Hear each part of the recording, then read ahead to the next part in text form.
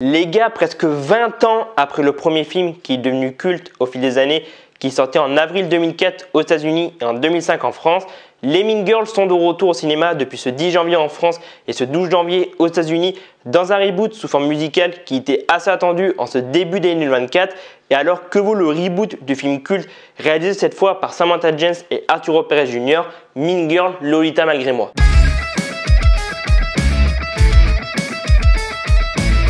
J'ai adoré les gars, c'est une dinguerie. Franchement, c'est drôle, c'est lumineux. La mise en scène, elle est incroyable. Il y a de très belles transitions. Chaque personnage, j'ai trouvé qu'il était hyper bien développé et que voilà, il avait le droit un peu à sa musique, toi, dans le film.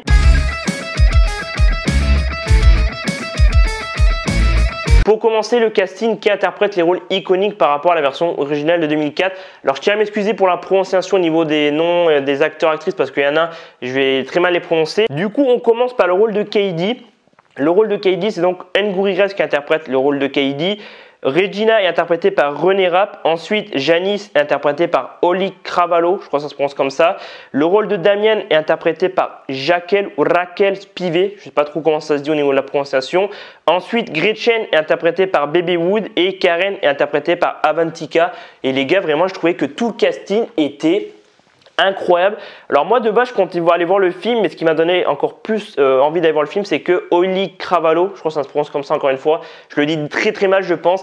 Moi c'est une actrice que j'aime beaucoup, j'ai découvert l'actrice en 2020 dans un film qui s'appelle All Together Now.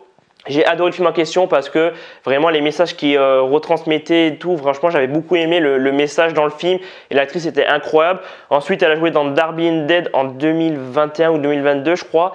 Et elle a joué aussi dans The Power, une série de Prime Video que je n'ai toujours pas fini mais qui apparemment est très bien. Mais ouais, c'est vrai que tout le casting est incroyable. J'ai trouvé personnellement par rapport à la version de 2004, je sais qu'il y en a beaucoup qui vont pas être d'accord avec moi parce que je sais que le film de 2004 a marqué beaucoup de personnes et que c'est un film assez culte. Moi en vrai, j'ai préféré cette version de 2024 parce que je suis assez fan en vrai des comédies musicales. La La Land, c'est clairement mes films préférés. Après, moi, il y en a beaucoup d'autres que j'aimais, mais c'est vrai que La La Land, c'est clairement la référence pour moi au niveau des comédies musicales. Et en vrai, au début, je savais pas trop que c'est une comédie musicale parce que j'ai vu là il y a quelques jours, enfin ça fait quelques jours voilà qu'on en parle, que le public est pas trop fan des comédies musicales et que apparemment les bonnes annonces, les trailers de Wonka, ils avaient caché que c'était un truc un peu en mode comédie musicale pour inciter les gens à aller voir le film. Et du coup, le film a cartonné, mais c'est vrai qu'il y a beaucoup de personnes qui étaient surpris que Wonka est une comédie musicale et tout. Et Mean Girls, j'ai pas été voir les trailers, pareil, Wonka, j'avais pas vu les trailers. Donc je ne saurais pas trop dire si c'est vrai qu'il cachait tout ce qui était musical dans Wonka et dans ce Mean Girl version 2024. Et ouais, en vrai, moi j'ai trouvé que le casting était beaucoup plus investi, il était beaucoup plus convaincant. Et c'est vrai que voilà, moi c'est plus un film qui me marque parce que il y a les réseaux et puis il y a pas mal de trucs qui sont abordés par rapport à notre époque. Alors que c'est vrai que la version de 2004, ouais, j'avais que 7 ans comme j'ai dit. Donc ouais, c'est vrai que j'ai grandi un peu dans les années 2000, mais je me suis plus trop reconnu là dans cette version. Après, c'est vrai qu'on a quand même 3 personnages qui se distinguent un peu dans ce Mean Girl version 2024. On a donc Kaidi, Regina et Janice. Et c'est vrai que dans la version de 2004, Janice, elle n'était pas autant mise en avant, tu vois, là vu que c'est sous forme musicale. Ouais, je trouvais que le personnage de Janice, interprété donc par Oli Cravalho, j'ai vraiment l'impression que par moment elle vole la vedette à Regina et à Kaidi, alors que c'est vrai que Kaidi c'est vraiment le personnage principal du film. Mais c'est vrai que là, ouais, dans cette nouvelle version, vraiment j'ai trouvé que les 3 principaux que j'ai dit là, ouais, vraiment ils ont plus d'importance par rapport au premier film. Toi, Regina est quand même plus impactante par rapport au premier film. René Rapp, franchement, par rapport à l'actrice qui a interprété Regina dans le premier film, enfin le film original, je l'ai trouvé vraiment beaucoup plus impactant.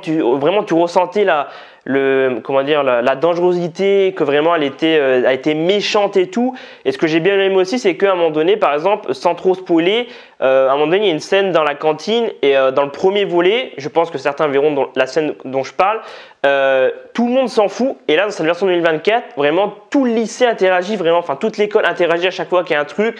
Vraiment, tu sens que tous les personnages regardent ce qui se passe. Alors que dans la version 2004 que moi j'ai revue hier, il y a des scènes vraiment, tout le monde s'en foutait vraiment. C'était vraiment, chaque personnage avait son intrigue, mais c'était vraiment que entre eux, tous ceux qui étaient autour, tous les autres personnages qu'il y avait, dans l'école et tout, les autres élèves, ils s'en foutaient. Alors que là, dans la version 2024, ouais, vraiment, dès qu'il y a un truc qui se passe, vu qu'il y a l'ère des réseaux et tout, ça va se transmettre sur les réseaux et tout.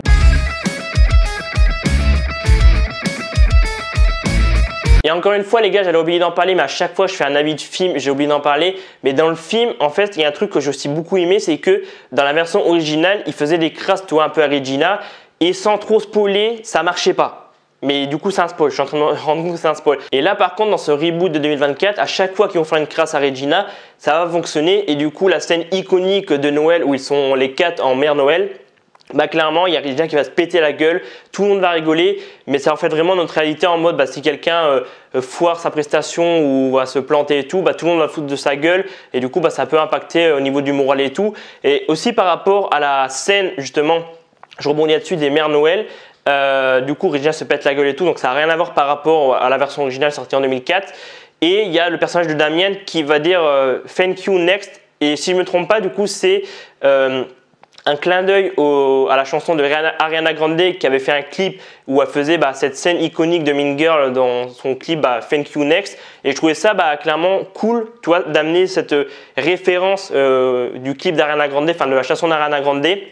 Et il y a aussi pas mal de jeux de mots, vraiment il y a des jeux de mots comme c'est génial, tu vois, dans la version originale, je crois pas qu'ils disaient c'est génial, ils disaient un autre truc, mais voilà, c'était un truc en mode, au lieu de dire cool, ils disaient un autre truc. Là, ils ont fait c'est génial, il y a plein de jeux de mots qui sont bien amenés, puis quand ils chantent, clairement, il y a une transition en mode, elle est en train de chanter, tu vois, il y a Kylie, interprétée par Anne Coury Rice, qui va chanter, tu vois, à un moment donné, au début du film, et elle est en classe et elle chante, et d'un coup, elle repasse à la réalité, et du coup, les gens de la classe la regardent en mode, mais qu'est-ce qu'elle fait et tout.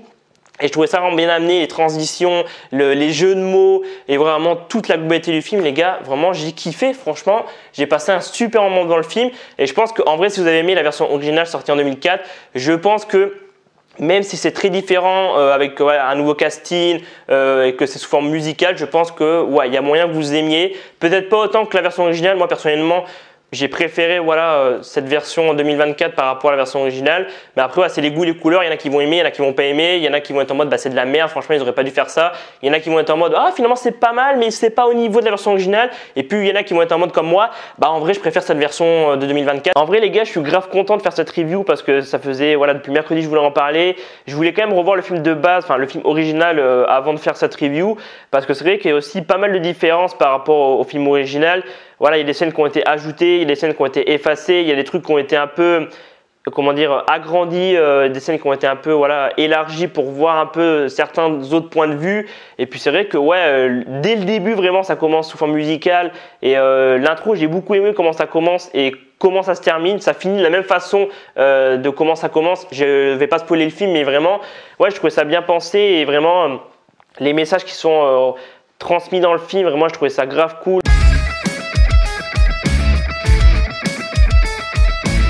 Et ce que j'ai beaucoup aimé aussi, c'est qu'il y a Tina Fey et Tim Midway qui reprennent leur rôle. Tina Fey interprétait Sharon Norbury dans le premier volet, dans le film original, et Tim Midway interprétait le principal Ron Duval. C'est en regardant le film original hier que j'étais en mode, mais attends, ils ont repris leur rôle. Du coup, j'ai mis en pause le film, j'étais voir sur internet et j'ai vu que en vrai, ils avaient repris leur rôle et je trouve ça grave bien parce que après, Tina Fey, c'est elle qui a écrit le scénario, qui a eu l'idée du premier film, qui a adapté le premier film. C'est elle qui a tout écrit et tout. Là, elle a fait pareil. Elle a aussi adapté le film sous musical à Broadway depuis 2018. René Rapp avait participé et tout. Voilà, en vrai, je sais pas trop ce que donne cet avis parce que j'ai l'impression d'être parti un peu dans tous les sens. Mais moi personnellement, j'ai beaucoup aimé ce Mean Girl et je pense que c'est un film à voir. En plus, j'ai pas eu beaucoup de reviews ces derniers jours, j'ai pas eu beaucoup de critiques et avis sur les réseaux.